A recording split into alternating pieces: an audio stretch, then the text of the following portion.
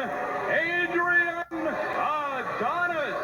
Adrian Adonis was one of the most colorful performers in professional wrestling, familiar to fans both for his outlandish appearance and his tremendous agility as a big man. But his career came to a sudden bizarre end here in Newfoundland when the van he was traveling in swerved to miss a moose that was blocking the road. The van plunged off a cliff, killing Adonis and two other wrestlers instantly. Left behind in Bakersfield, California, are Adonis's wife and two children. Listen. He loved it. I mean, that was his life. He trained for it. He worked hard. He wanted to be on top. He was on top. He went through hell to get there, but he made it. Adonis was a flamboyant character, always sure of himself.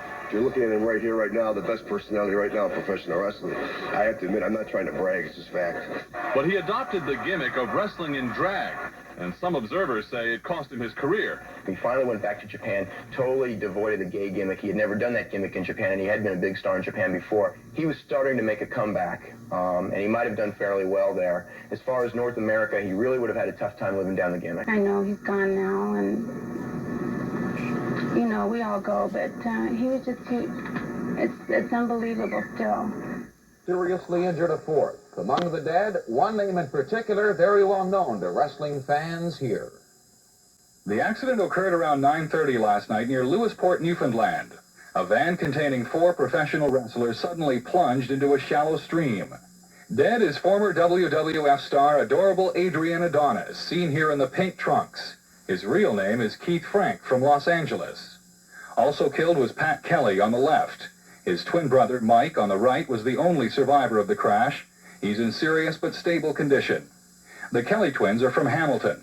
Perhaps their biggest claim to fame was this chocolate bar commercial shot with another professional wrestler, Mad Dog Vachon. The third to die in the crash was Dave McKigney of Aurora. His fans knew him as Wild Man. His friends remember him differently. The tiger with a heart of gold. Kind-hearted man I've ever met. And I'll never forget the memories when I was a little girl, him picking me up, putting me on a pony. We'd go back in the woods, pick apples, bring the sacks of apples back. For Carrie Ann Orser, the death of her stepfather completes an incredible cycle of tragedy. It was 10 years ago this past weekend that her mother was mauled to death by a bear. Wild Man, her husband, kept the bear around the house and often wrestled with him in the ring.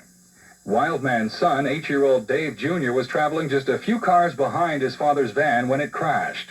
He believes it blew a tire. Police in Newfoundland, however, are not so certain. They say they're continuing their investigation. Trainer Bobby Davis says he was making a comeback.